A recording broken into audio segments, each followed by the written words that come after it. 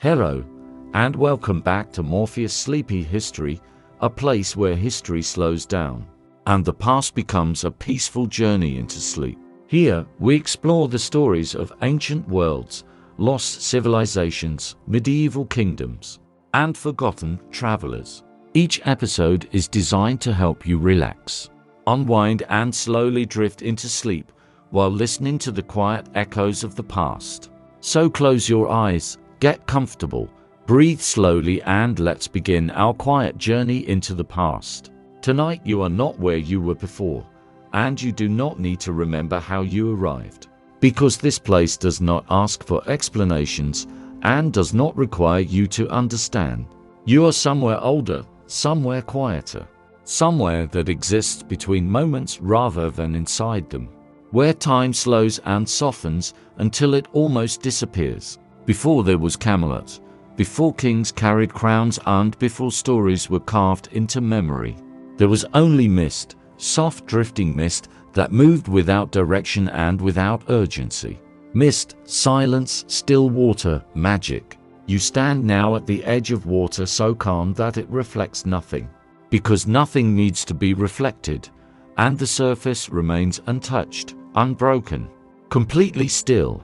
There is no sound here, only silence that surrounds you gently, not empty but full, as if it is holding something just beneath its surface. Mist rises slowly from the water, not in a hurry, not seeking anything, just unfolding in soft layers that curl and fade and return again. You may notice that your thoughts begin to slow, that questions lose their shape before they are fully formed, and that this feels natural, as if you have known this quiet before. A small wooden boat waits at the edge of the shore, simple and patient, as though it has always been here, long before you arrived and long before you thought to look for it. The water remains still, and yet the boat moves slightly, gently rocking in a rhythm that does not come from wind, because there is no wind here. You step into the boat, and there is no sound as your weight settles, no splash, no shift, only a continuation of the quiet that holds everything together. The boat begins to drift, not pushed and not pulled, but guided by something unseen, something that does not need to be named. You move forward, or perhaps the world moves around you, and the difference no longer matters. The mist grows softer and thicker, wrapping around you in layers that feel almost warm, almost familiar, as if this place remembers you even if you do not remember it. There is no sky above you that you can clearly see, only a pale light that exists everywhere at once, without source and without shadow. Time loosens its hold, and moments stretch gently, blending into one another until there is no clear beginning and no clear end. Somewhere beyond the mist there is land, but it does not appear all at once, and it does not announce itself. It simply becomes visible when you are ready to notice it. This is Avalon, a place that does not belong entirely to one world or another, a place that exists in the quiet space between what is seen and what is remembered. As the boat continues its slow and effortless movement, shapes begin to form in the distance, soft outlines that feel less like objects and more like memories waiting to return. A shoreline reveals itself gradually, not arriving but unfolding, as if it has always been present and you are only now beginning to see it. Tall grasses stand in stillness, trees rise quietly from the earth, and everything feels aware, not watching, but simply existing in a deeper kind of calm. The boat reaches the shore without sound, and you step onto the land with a sense of continuation rather than arrival, as though you have not come somewhere new, but have simply moved deeper into something already begun. This is not a story of war, and it is not a story of kings seeking power or glory, and it is not a story shaped by the clash of steel or the noise of battle. This is a story of something older and quieter, something that moves beneath the surface of things, something that does not need to be seen to be felt. It is a story of fate, and of women, and of those who understood how to walk between worlds without disturbing the silence that holds them together. They watched from the edges, from the mist, from the still water. And they knew that not all power needs to be spoken to exist. The ground beneath your feet is soft and steady, and yet everything carries the feeling of a dream that is not fading, but becoming clearer the longer you remain inside it. The mist does not disappear, it moves with you between the trees, across the water, through the quiet spaces where sound does not reach. Somewhere deeper within this place, a story is already unfolding. Not beginning now, but continuing from something much older. You do not need to search for it, and you do not need to hurry, because in this place things arrive when they are meant to be found. Or perhaps they find you. For now, you can simply breathe slowly and allow the quiet to settle around you, feeling the stillness as it deepens and softens everything it touches. The mist remains, the silence remains, the still water remains, the magic remains, and you are already inside it.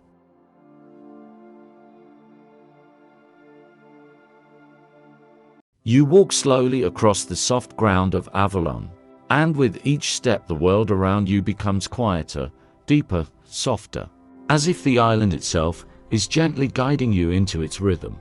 The air is cool and light, filled with the faint scent of water and grass, and something older, something that feels like memory rather than smell. Mist moves through everything. It does not hide the land, it belongs to it, resting between the trees, drifting above the ground, touching the surface of still water. It's almost magical. The path beneath your feet is barely a path at all, just a suggestion between tall grasses that sway without wind, moving slowly as if they are breathing. Each blade of grass glows softly in the pale silvery light, almost luminous, and when you pass, they bend gently and return again. There is no sound of footsteps, only silence. You begin to notice the trees.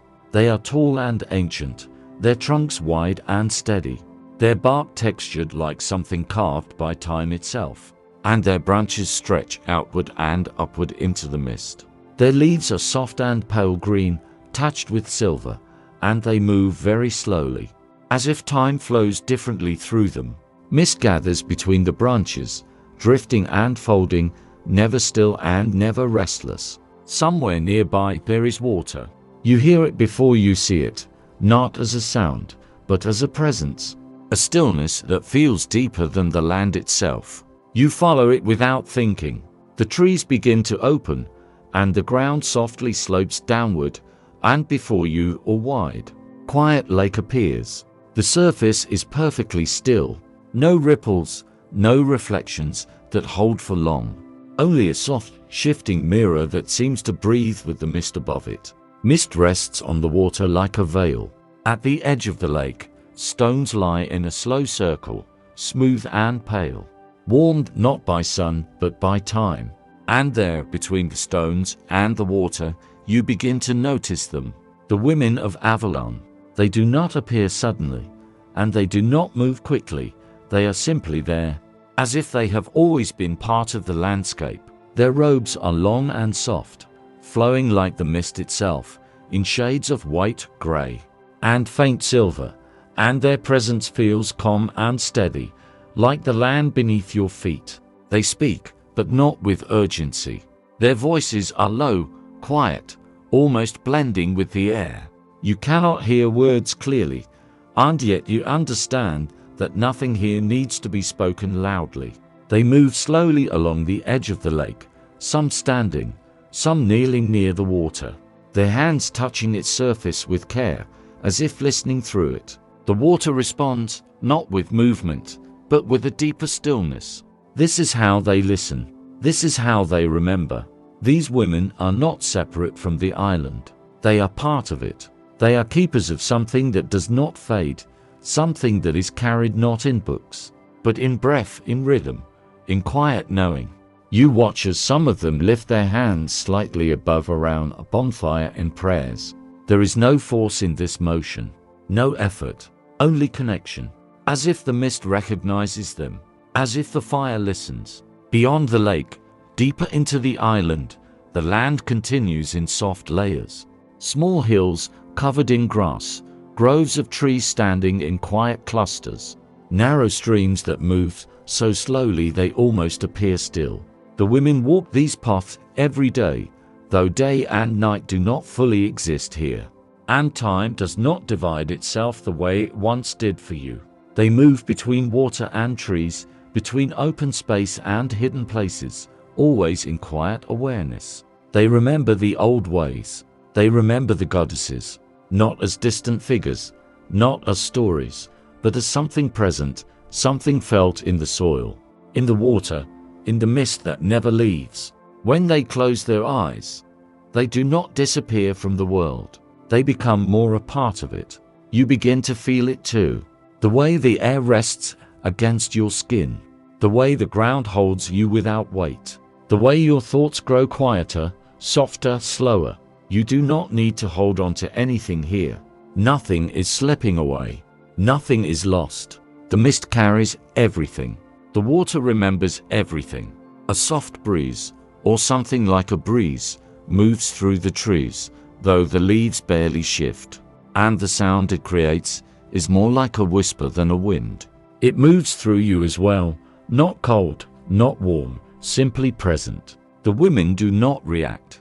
They already know it. This place is not alive in the way you once understood.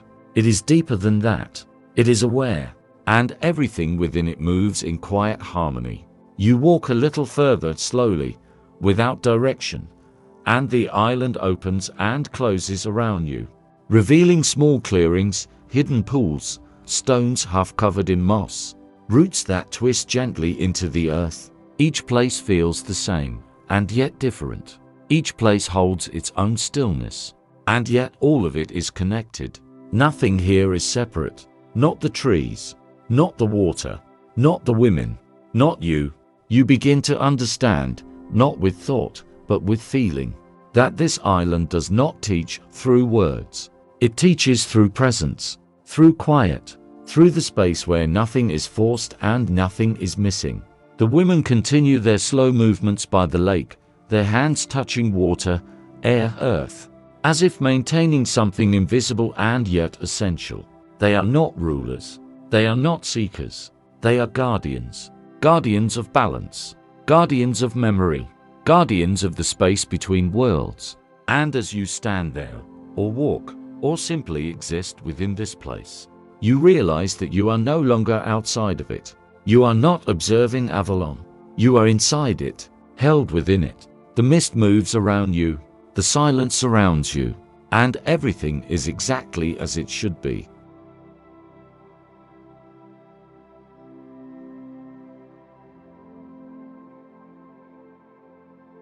The mist had always been there, long before names were spoken and long before fates began to take form. And on the island of Avalon it moved, as it always had, soft and endless, holding within it the quiet memory of all that was yet to come. Beyond the island, across the water and through the shifting veil that separated one world from another, there lay a land where time moved differently, where kingdoms rose and fell, and where people had begun to forget the deeper rhythm of the earth. And yet, not all had forgotten. There were still those who listened. There were still those who remembered. Among them was Igraine. She walked often alone, not in loneliness, but in quiet understanding, moving through forests and along rivers where the old ways still lived. Beneath the surface of things, she knew the language of water, the slow patience of trees, the silence that carried meaning without words. Igraine had been raised among those who honored the old paths, where the turning of seasons was sacred, and where the presence of the goddesses was not questioned, but felt in every part of the living world. She did not speak of belief. She lived it, and wherever she went, the land seemed to soften around her, as if recognizing something familiar in her presence. It was said that she belonged as much to Avalon as to the world beyond it. And perhaps that was true. Far from her quiet paths, in halls of stone and places of gathering power, there was another one. Uther Pendragon. He was not quiet in the way Igraine was. And yet there was something within him that had not been lost. something that moved beneath the surface of strength and command. He was a king, or soon to become one, shaped by a world that was beginning to change. A world where new beliefs were rising, where old symbols were fading, where certainty was being replaced by division. And yet, even there, even surrounded by noise and ambition, Uther felt the pull of something older. He did not always understand it. He did not speak of it. But in moments of stillness he would feel it, like a distant echo, like a memory that did not belong to his own life. The first time he saw Igraine, the world did not stop, and no great moment announced itself. But something quieter shifted, something that could not be undone. She stood near the edge of a forest, where the land softened and the air carried the scent of water. He saw her, not only her form, not only her presence, but something deeper, something that felt like recognition rather than discovery. Igraine did not turn immediately. She did not react with surprise or urgency. Instead, when she finally looked toward him, it was as if she had always known he would be there. There was no beginning in that moment, only continuation. Their connection did not grow through words spoken quickly or promises made loudly, but through quiet meetings, through shared silence, through the slow unfolding of something that neither of them tried to control. They walked together sometimes, through places where the old ways still whispered through the land. And though Uther belonged to a world of power and decision, in those moments he listened. Igraine showed him nothing. She only moved as she always had, and he began to notice what he had never seen before. The way mist gathers in low valleys, the way water reflects without holding, the way silence can speak, the way the world beyond them was changing. New beliefs were rising, bringing structure, bringing certainty, bringing a different kind of order that did not leave space for the old ways to remain untouched. The old and the new did not meet easily. They pulled against each other. Where once there had been quiet understanding, now there were divisions. Where once the land had been listened to, now it was being reshaped. Uther stood between these worlds, a king in a changing land, a man who carried both strength and something softer that he could not name. Igraine did not stand between worlds. She moved through them. It was known that their union would not be simple, because nothing that belonged to both worlds ever was.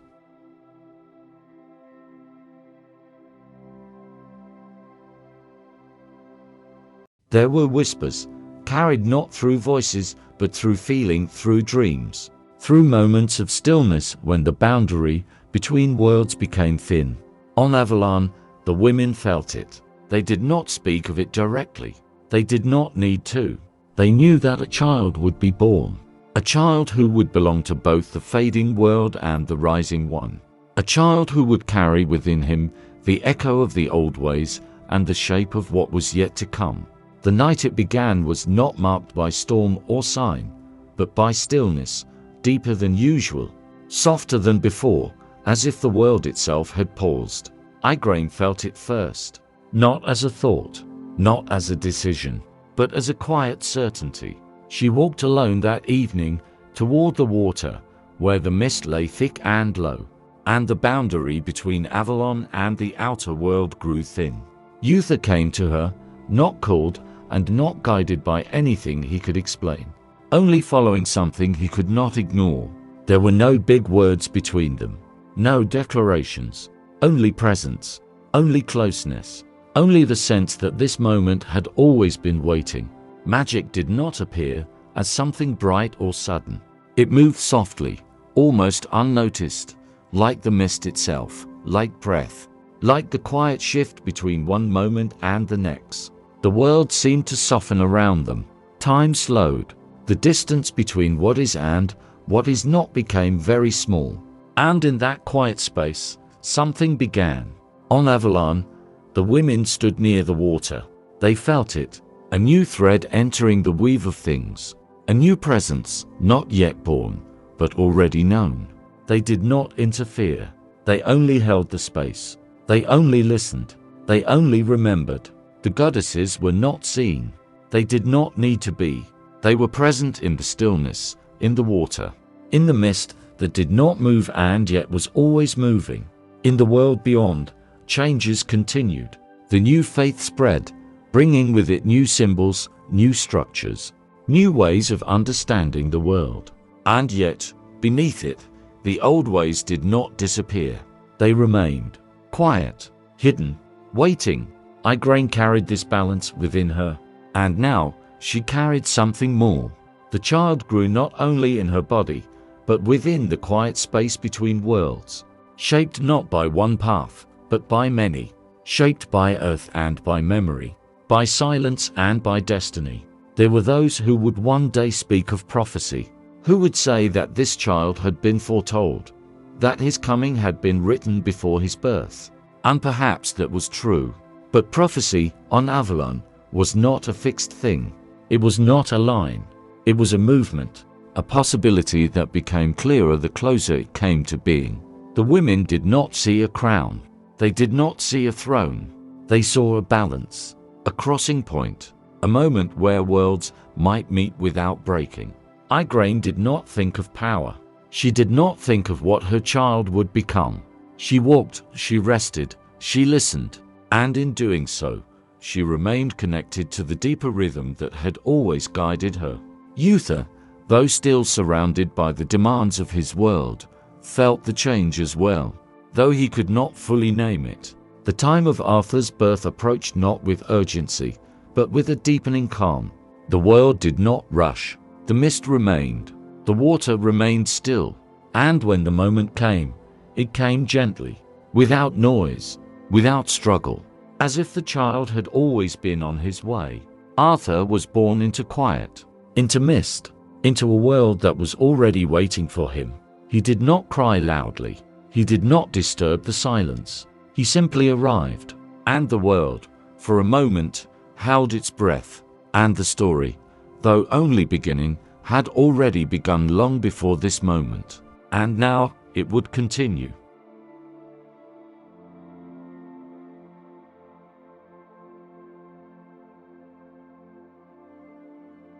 Camelot did not appear all at once, and it did not rise through noise or urgency, but slowly, like mist lifting from still water, revealing what had always been waiting beneath. At first, it was only a place, a gentle elevation of land where the earth felt steady and open, where the air moved softly and the horizon stretched without resistance. The ground there held a quiet strength, not heavy and not demanding, but patient, as if it had been prepared over time for something that would one day arrive.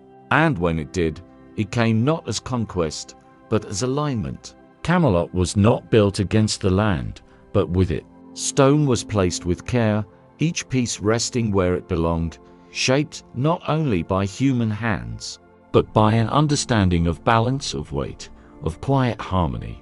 Walls rose slowly, pale in color, touched by light that never felt harsh.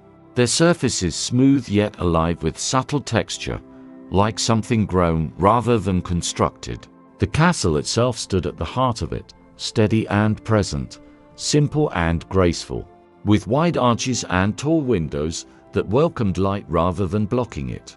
Its towers reached upward, not to claim the sky, but to meet it gently, disappearing at times into drifting mist that passed without resistance. Light entered everywhere. It moved across stone floors, along walls, through halls, settling in corners and gathering in quiet pools where candles burned with steady, golden flames. Inside, the great hall was wide and open, yet never overwhelming. Its ceiling high enough to hold space, but not so high that it felt distant. Long wooden tables rested along the length of the room, their surfaces smooth from touch, warm in tone, carrying the quiet history of shared presence rather than loud celebration. Candles stood in simple holders, their light soft and unwavering, casting gentle shadows that moved slowly, like breath. There was no need for brightness. Everything could be seen. Everything could be felt. The round table stood at the center of this quiet order, not elevated, not set apart, but placed where all could approach it equally. It was made of wood, strong and smooth, its surface unbroken by hierarchy, without a head, without a place of greater importance. It did not demand attention. It simply existed as a reflection of balance. Those who gathered around it came not as conquerors, but as keepers of something shared.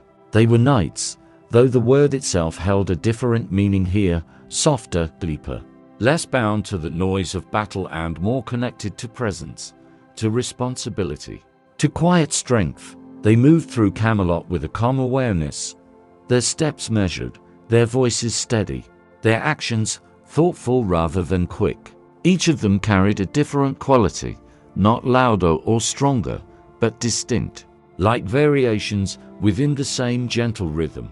They did not speak often of war. They did not define themselves by it.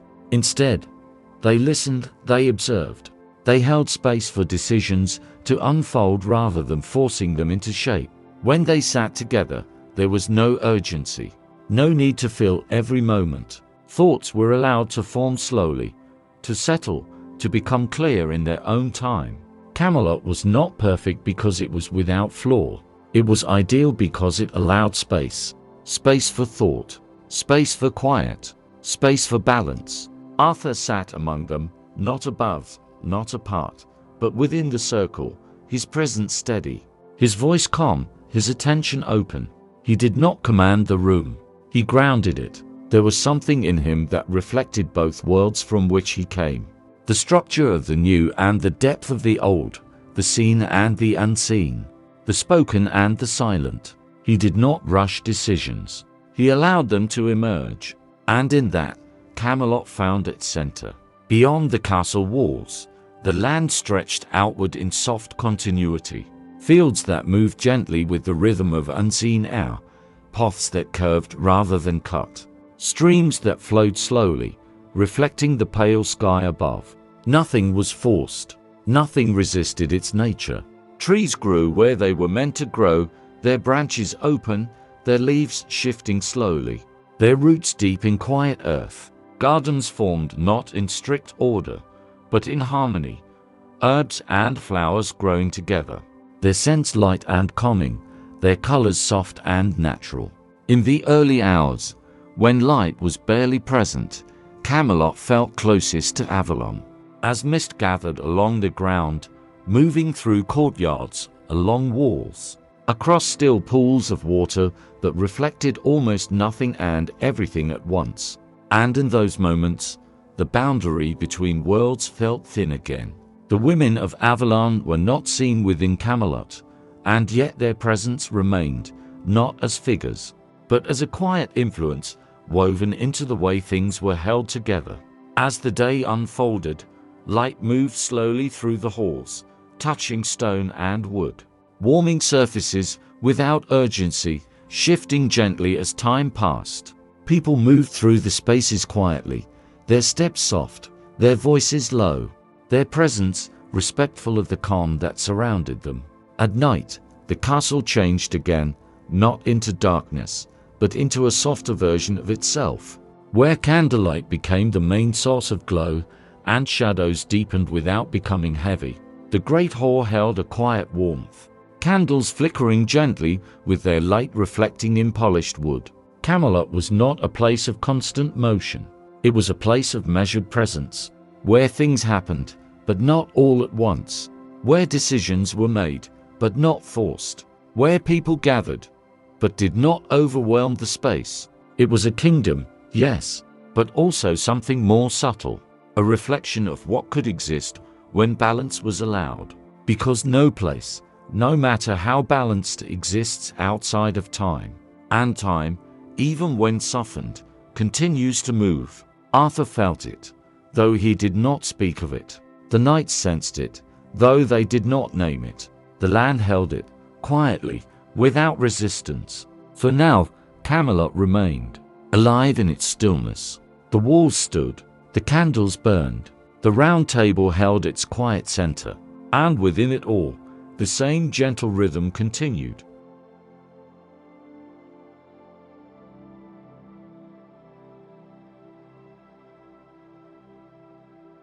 Camelot rested in a quiet balance of light and stillness, and within its stone walls, where candles burned softly and the air carried a calm warmth, there came a presence that did not change the rhythm of the place, but deepened it. Her name was Guinevere. She did not arrive with noise and she did not seek to be seen. Yet her presence moved gently through Camelot like a soft current, touching everything without disturbing anything. Guinevere had always carried a quiet within her, not emptiness, but a listening stillness, a way of being that allowed her to feel what others often passed by. She walked slowly, spoke softly, and where others might have filled space with words, she allowed silence to remain, and in that silence, people found ease. She became, without effort, a center of calm, not through authority, but through presence. Her first meeting with Arthur was not marked by grandeur, but by recognition. They stood in a quiet garden inside Camelot, where low stone walls held back the wind and soft grasses moved gently beneath pale light. There were no crowds around them in that moment, no expectation pressing in, only a shared stillness that seemed to settle naturally between them. Arthur saw in her not only grace, but depth, something that mirrored the quiet balance he carried within himself. Guinevere saw in him not only strength, but steadiness, a presence that did not demand, but held. They spoke, but slowly, their words spaced with silence, each sentence allowed to rest before another began. It was not a beginning that rushed forward. Their union was seen by others as harmony, as something right and fitting, as if Camelot itself had called it into being. Their wedding was held not with overwhelming noise, but with a quiet celebration, where light filled the great hall, where candles glowed warmly, and where voices remained soft, respectful of the stillness that defined the place. There were no loud declarations, only a shared understanding. As a queen, Guinevere did not rule through command. She moved through Camelot gently, speaking with those who lived within its walls, listening more than she spoke, holding space for others to be heard. People found themselves speaking more freely in her presence, not because she asked, but because she allowed. She became a symbol of peace, not through words, but through the quiet way she carried herself. And yet, within her, there were questions, soft at first, almost unnoticed, like ripples beneath still water, but present. Time passed, though slowly, and the expectation of an heir began to form, not loudly, but steadily, like a distant pressure that did not fade. Guinevere felt it, not as demand, but as absence, a space where something was expected to grow, and did not. She walked often alone in the gardens, her steps slow, her hands brushing lightly against leaves, against stone, against the surface of still water held in quiet fountains. She listened, as she always did, but now the silence held something more. Arthur did not press her. He did not speak of it with urgency. And yet, the space between them shifted, not breaking, but changing, becoming more delicate, more aware. They remained close, but something unspoken rested there. Not distance, not loss, but a quiet uncertainty.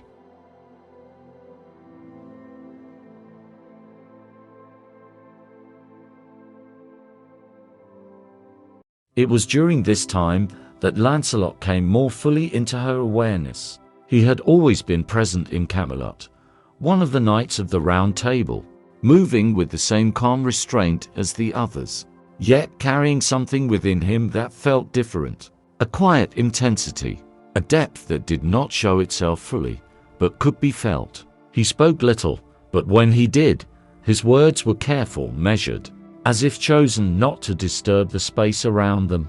Guinevere noticed this, not suddenly, not with intention, but slowly. Their conversations began simply, within shared spaces, near the great hall, along the quiet paths of the inner gardens, where the sound of water remained soft and constant. They spoke of small things at first, of the land, of the quiet, of the way Camelot held its balance. But beneath the surface, Something else moved. Not forceful, not urgent, but present. Guinevere felt it before she understood it. A shift, a warmth that was not the same as what she shared with Arthur, not stronger, not greater, but different. And because it was different, it unsettled her. She did not seek it, she did not encourage it, and yet it remained, like mist that does not leave, no matter how still the air becomes. Lancelot did not speak of it. He held it within himself, contained, controlled, aware of its presence and of its place. But silence does not always hide what is felt. Sometimes it reveals it more clearly. Guinevere began to withdraw into herself, not outwardly, but within. Her thoughts moving more quietly, more carefully, as if stepping through something fragile. She walked longer paths alone. She remained in still spaces. She listened more deeply, as if searching for clarity that did not come. There were moments, brief and quiet, where their eyes would meet, and in that meeting, something unspoken would pass between them, not acted upon, not given form, but real. And in those moments, Guinevere felt both connection and distance at once, a closeness that could not be held, a truth that could not be lived. She began to question herself, not harshly, not with judgment, but with a quiet sorrow, a sense that something within her had moved beyond the balance she had always known. She remained gentle, she remained present, but beneath it, there was a weight, soft and persistent. The question of an air remained. Time continued its quiet movement, and with it, the awareness of what was not changing. Guinevere carried this silently, not as failure, but as absence, a space that remained empty. She did not speak of it often, but she felt it always. Her connection with Lancelot remained unspoken, never crossing into action, yet never disappearing.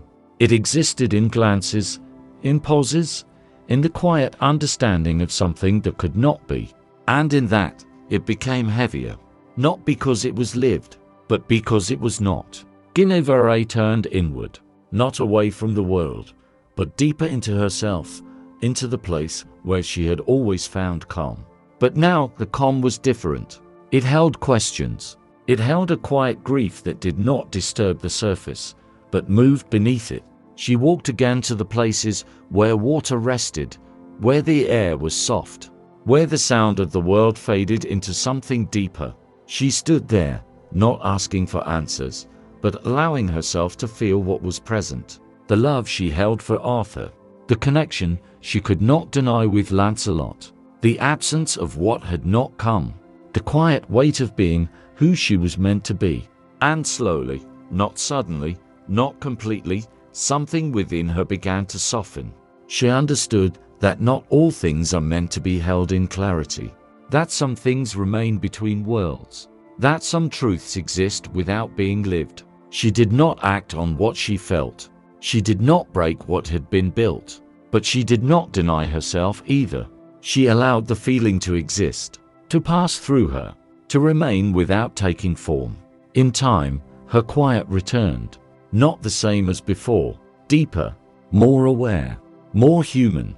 She remained the gentle queen, but now she carried within her the understanding of complexity, of love that does not always follow one path, of choices that are not made, and of the quiet strength it takes to hold them. Camelot remained. Arthur remained steady. Lancelot remained silent, and Guinevere remained between them, not divided, but aware, holding within her the stillness that had always defined her, now touched by something more. And in that quiet, the story continued.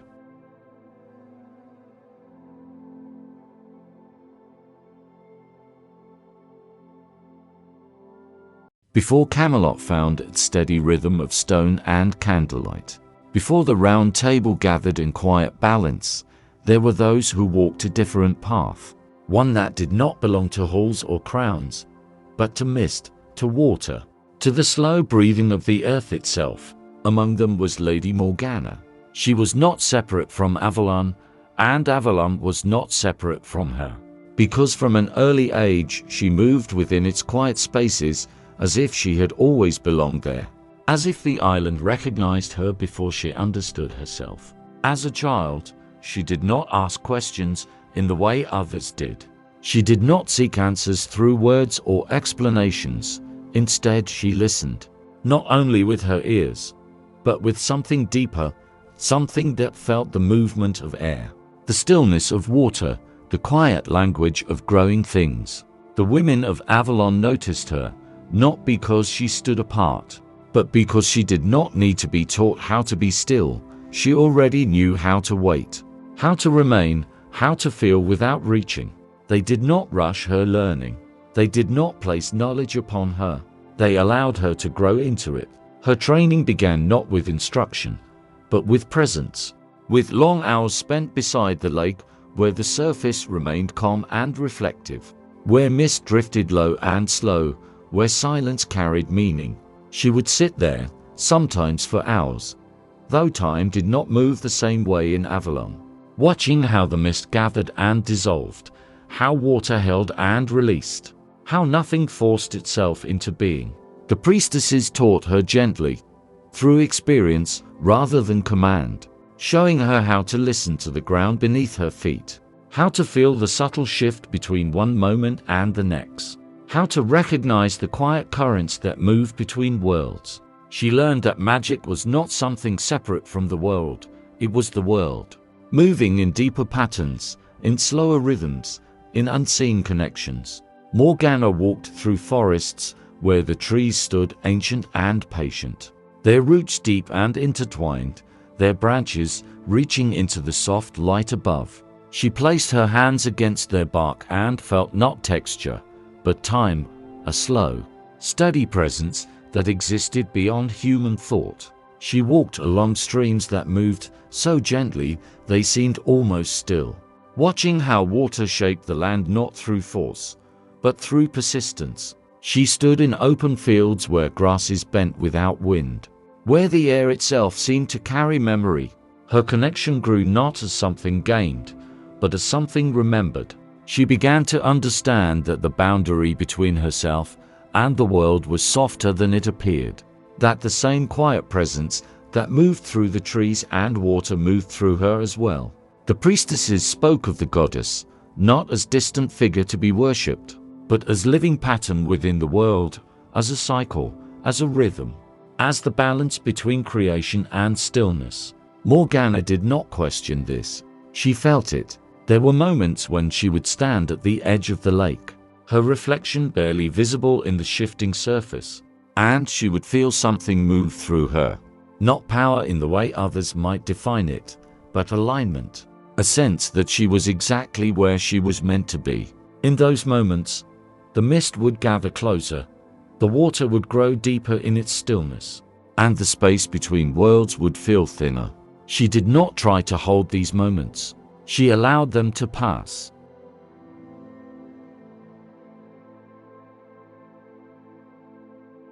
But beyond Avalon, the world continued to change.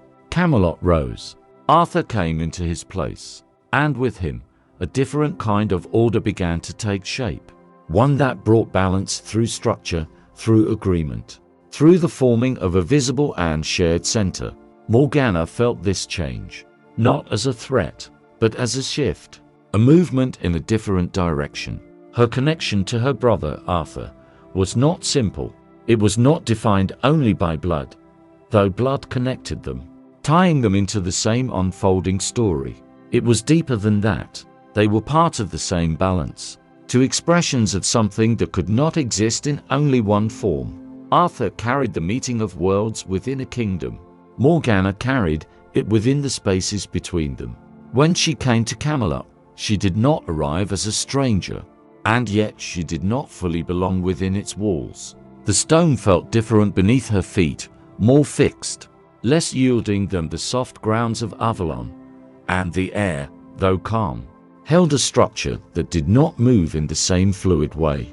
And yet, she walked there with quiet awareness, observing, listening, feeling the rhythm that had been created. She saw Arthur, not only as a king, but as something familiar, something connected. Their meetings were calm, not filled with conflict, but with an understanding that did not need to be spoken. They did not always agree, but they did not need to, because what stood between them was not opposition. It was difference.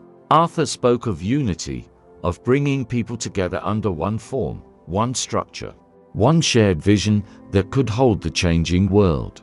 Morgana listened, and she felt the spaces where something else remained, something that could not be gathered into one place, something that needed to remain fluid, unseen, uncontained. She did not oppose him. She did not seek to undo what he was creating, but she could not follow him fully either, because her path did not move toward form. It moved toward depth, toward the spaces where things were not defined, but felt, toward the quiet places where the old ways still lived, not as resistance, but as continuation. There were moments when she walked alone beyond the walls of Camelot, returning to the edges of water, to the places where mist gathered, where the world softened again. And in those moments, she felt whole, not divided, not uncertain, simply aligned with what she was, a priestess of Avalon, a keeper of the old ways. Others might have seen her path as separate, as distant, perhaps even as opposing, but within her, there was no sense of conflict, only clarity that not all paths are meant to merge. Some run alongside each other, some cross only briefly, some remain apart, and all are part of the same greater movement. Her power was not something she displayed. It did not seek recognition. It was quiet, like the mist, like the still water, like the slow turning of seasons. She could feel the shifts in the world before they became visible, the subtle changes in balance, the moments when something began to move beneath the surface. She did not control these things. She listened to them. She aligned with them. In Arthur, she saw the future taking shape. In herself, she felt the past continuing to breathe. And between them, there was the present, delicate and uncertain, holding both at once. They were connected, not as opposites, but as necessary differences. There were times when their paths came close, when conversation lingered longer, when silence held more weight, when something unspoken passed between them. Not disagreement, not division, but recognition. Morgana did not seek to change Camelot. She did not seek to change Arthur.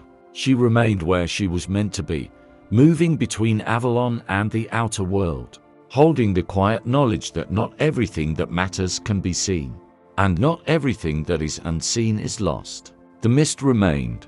The old ways remained, not as something fading, but as something waiting, something continuing beneath the surface. And Morgana remained with them, not apart from the story, but woven into it, not as shadow, not as opposition, but as depth, as memory, as the quiet presence that does not disappear when the world begins to change. She was not the end of something, she was its continuation. And as Camelot stood in its light, and Avalon rested in its mist, Morgana walked between them, not divided, but whole, carrying within her the balance that could not be held in only one place. And the story continued, not in conflict, but in the quiet movement of different paths that, together, formed something deeper than any single direction could contain.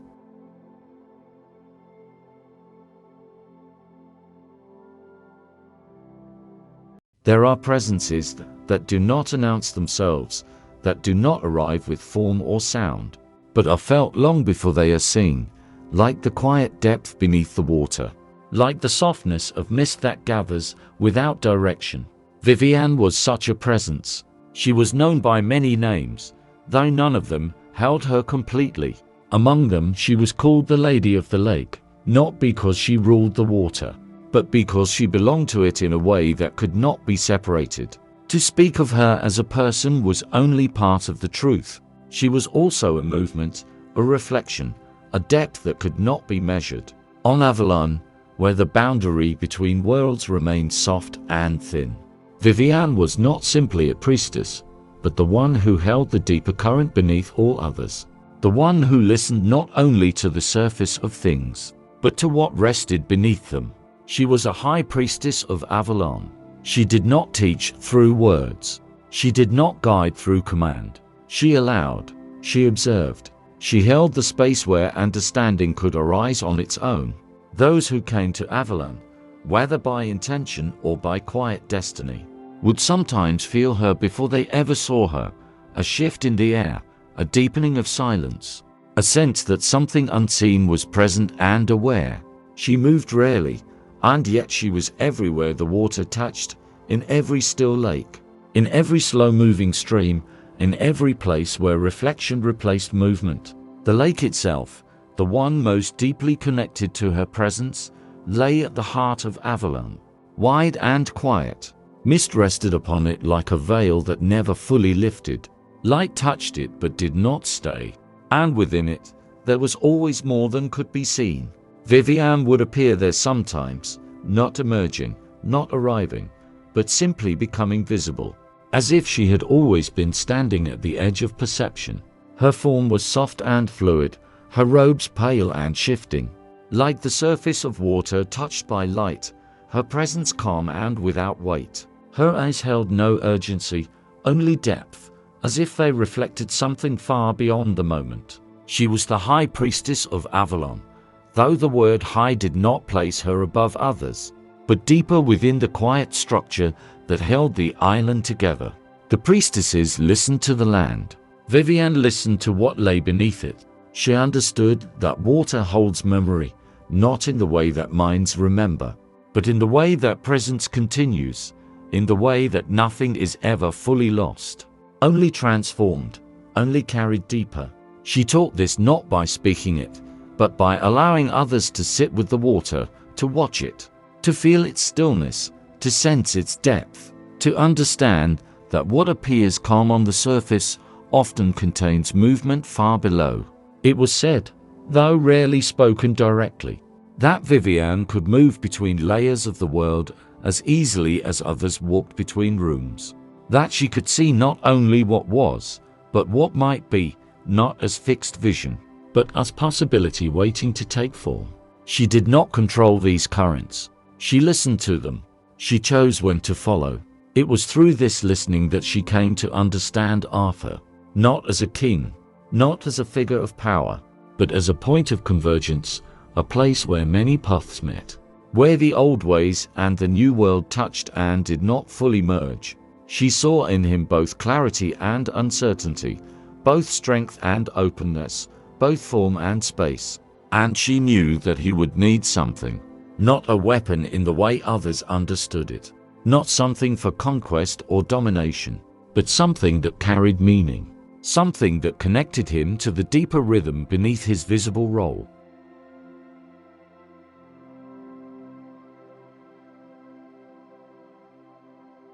The sword, it was not created in haste. It was not forged in fire alone. It was shaped through alignment, through understanding, through the quiet gathering of intention and form. Excalibur, it did not belong to the surface world alone.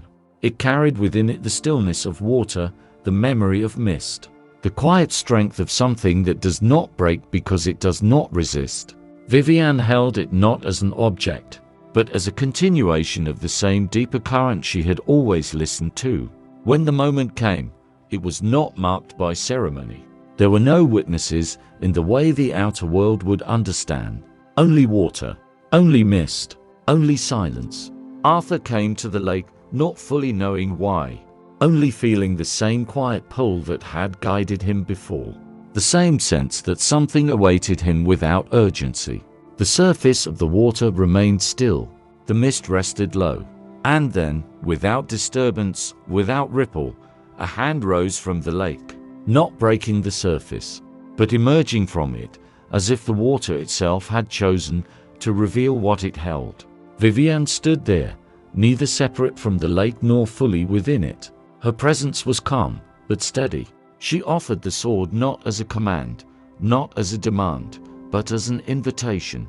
Arthur did not reach immediately. He felt the weight of the moment, not as pressure, but as depth. He understood without words.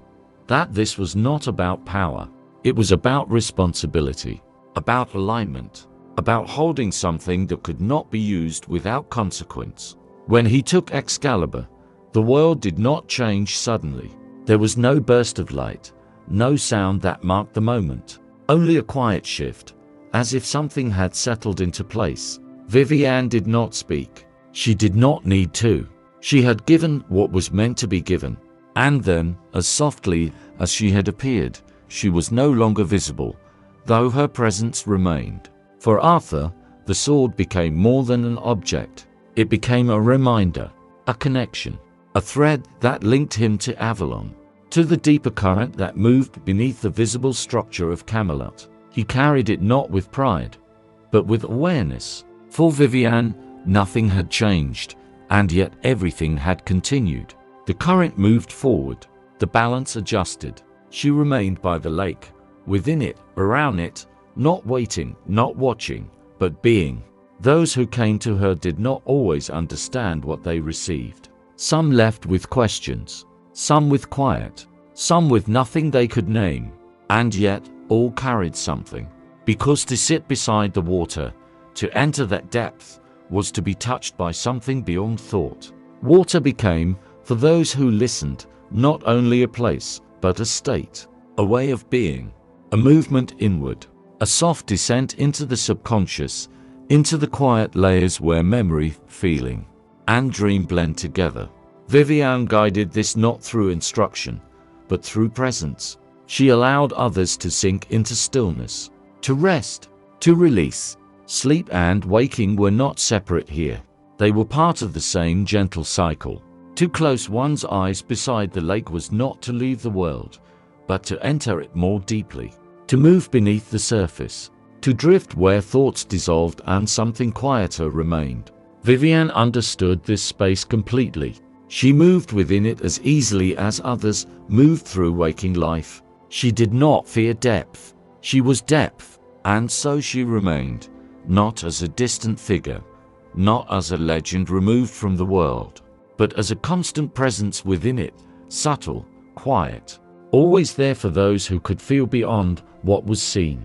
The lake remained still, the mist remained soft, the silence remained full, and as the story moved forward, the water remained unchanged, holding within it all that had been, all that was, and all that might yet come. And if you listen closely, you may still feel it. The depth, the stillness, the presence.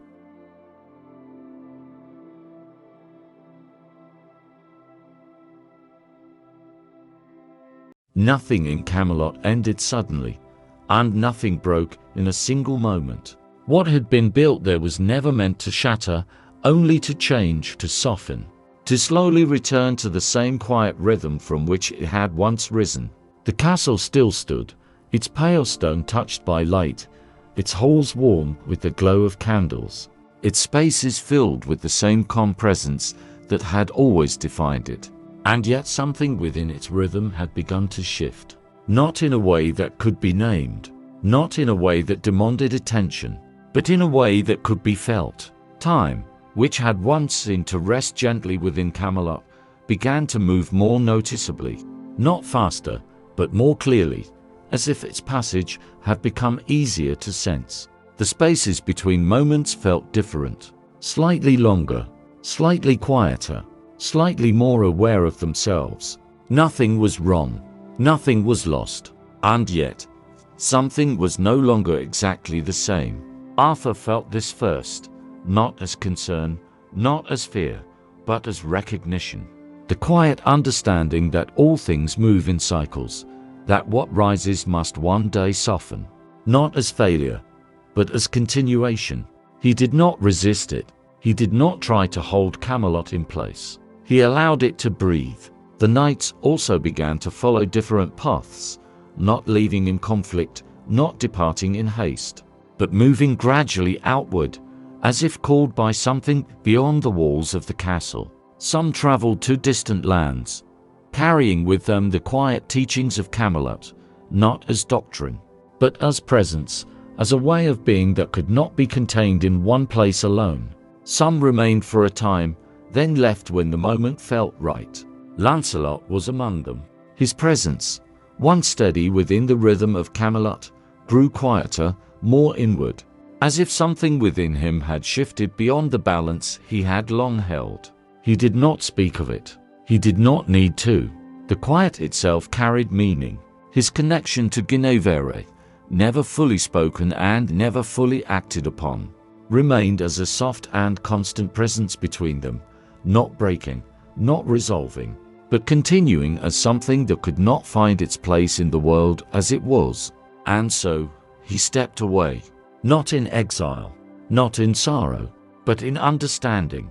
He traveled into quieter lands, where the structure of Camelot faded into the natural rhythm of forests and water, where silence was deeper and less defined, where he could exist without the need to hold what could not be held. Guinevere remained. For a time, her presence within Camelot became even softer, even more inward, as if she was slowly withdrawing not from the world, but into a deeper space within it. She continued to walk the gardens, to sit beside the water, to listen to the quiet that had always been her companion. But now the quiet held something different. Not uncertainty, not longing, but acceptance. A gentle understanding that not all stories resolve in the way they are imagined. In time, she also left Camelot, moving toward a life of greater stillness, where the expectations of a queen no longer rested upon her, where she could return fully to the quiet presence that had always been her true nature. She entered a place of solitude, not isolation, but calm, where days passed softly, where the rhythm of life slowed even further, where she could rest within herself without question. Arthur remained longer than the others, not because he held on, but because his role required him to stay until the moment had fully unfolded. He walked the halls of Camelot as he always had. His steps were steady, his presence was calm, his awareness was deep. He saw the changes, he felt the quiet thinning of what had once been strong, and he accepted it. Camelot itself did not fall through destruction. Its walls did not crumble in violence. Its halls did not empty in fear. Instead, it became quieter, less filled, less defined, as if the space itself was expanding beyond its own boundaries. The candles still burned, but fewer were lit. The halls still stood, but fewer footsteps passed through them. The round table remained, but its gatherings became rare, then softer, then still. Not gone, just resting. Nature began to move closer, not in invasion, but in return. Grass grew along the edges of stone. Vines traced the walls gently. Mist lingered longer within the courtyards. Camelot did not resist this. It welcomed it, because it had never been separate from the land. It had always been part of it, and now it was slowly becoming part of it again. Arthur's final departure was not marked by an ending, but by a transition, a movement from one state of being into another. He came once more to the water, not the water of Camelot, but deeper, closer to Avalon. There, the boundary between worlds softened once again, as it had long ago, as it always would. The lake lay still, the mist rested low. The silence held everything. A boat waited, simple, unchanged, as if no time had passed. Arthur stepped into it without hesitation, without question, because he understood that this was not an end. It was a return. The boat moved, not pushed, not guided, but carried. And as it drifted across the still surface, Camelot remained behind, not lost, not gone, but transformed into something quieter, something that no longer needed to be held in form. Those who remembered would speak of Camelot as something that had been, but in truth, it had not disappeared. It had simply changed its place within the world, moved from stone into memory, from structure into feeling, from presence into quiet. Lancelot continued his path, not as a knight of a court, but as a man of quiet reflection, carrying within him both what had been and what could not be. Guinevere lived in stillness. Her days were soft, her thoughts were calm, her heart no longer divided, but gently at rest. Arthur moved beyond sight, into the deeper current that had always called to him, into Avalon, into the space where beginnings and endings meet and become the same. And Camelot, once a place of stone and light, became something else. A memory, a rhythm, a quiet story that continued not in form, but in presence. Everything had simply followed its course, as all things do. And if you listen, in the quiet between moments, in the soft space where thought fades, you may still feel it, not as a place, not as a time, but as a presence. Camelot, still there, in another way, along with mists, silence and water.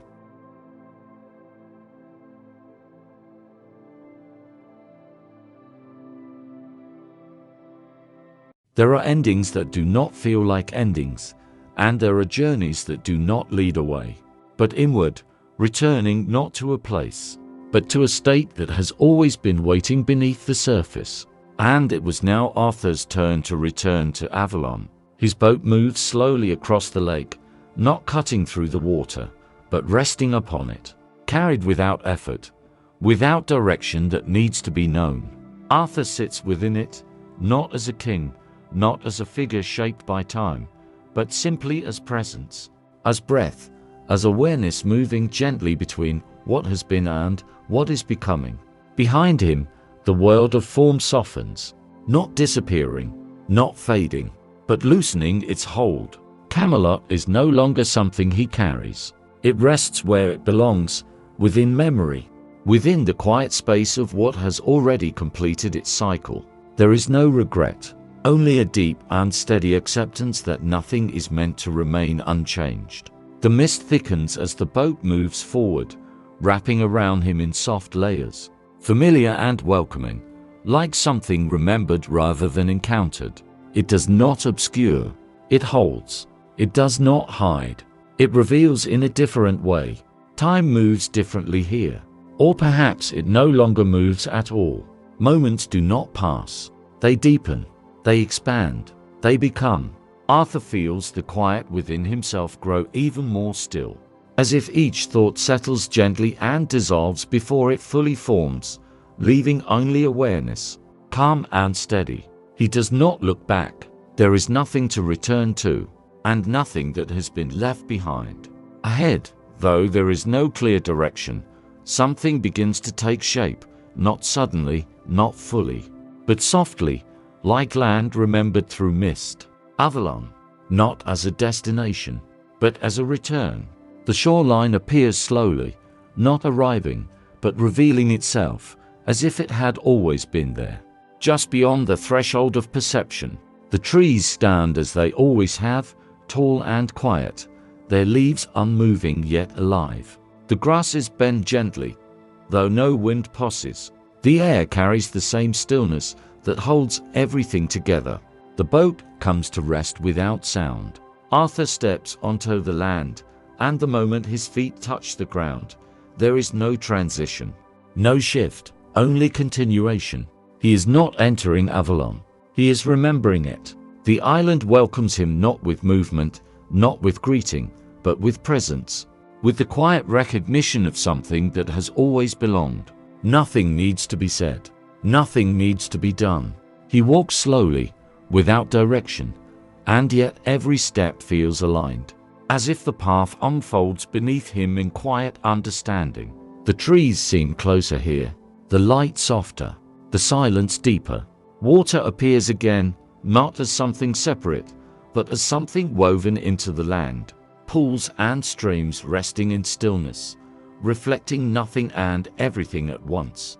Arthur pauses beside one of these quiet waters, and for a moment he sees not his reflection, but something else. Not an image, a presence, a continuity.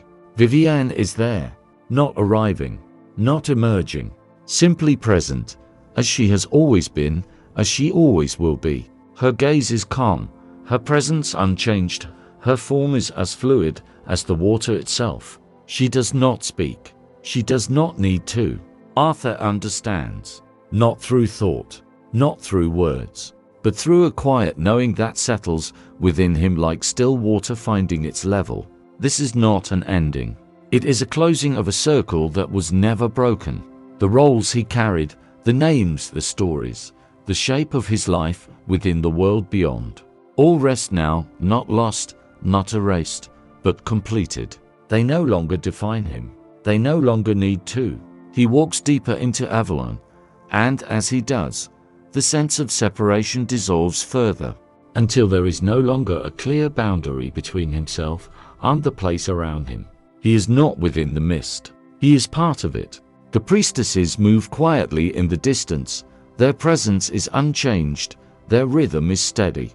Their awareness is deep. They do not approach. They do not observe. They simply continue, as all things here do. Morgana is among them. She does not step forward. She does not call out. But there is a moment, soft and unmarked, where their awareness meets, not as separate paths, but as two movements that have always been connected. No explanation is needed. What was different remains different. What was shared remains shared. And both are held without conflict. Arthur feels no need to become anything. No need to return. No need to continue forward. Because forward and back no longer exist in the same way. There is only presence. Only being.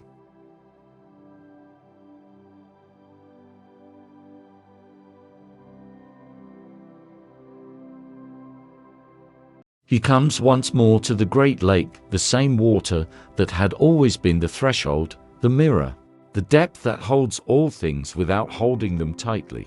The surface is still. The mist rests gently upon it. The silence is complete. He stands at its edge, and for a moment that does not pass, everything that has been and everything that is exists together, not as memory, not as vision, but as quiet wholeness. Camelot, the Round Table, Guinevere, Lancelot, all present, all at rest. Nothing pulls, nothing calls, nothing remains unfinished. Arthur steps forward, not into the water, not away from it, but into the depth it represents, into the quiet that has always been beneath all things. The boundary dissolves, form softens, presence expands. Vivian remains, the lake remains, Avalon remains, and Arthur is no longer separate from any of it, not as king, not as man, but as part of the same endless rhythm. Time does not continue here.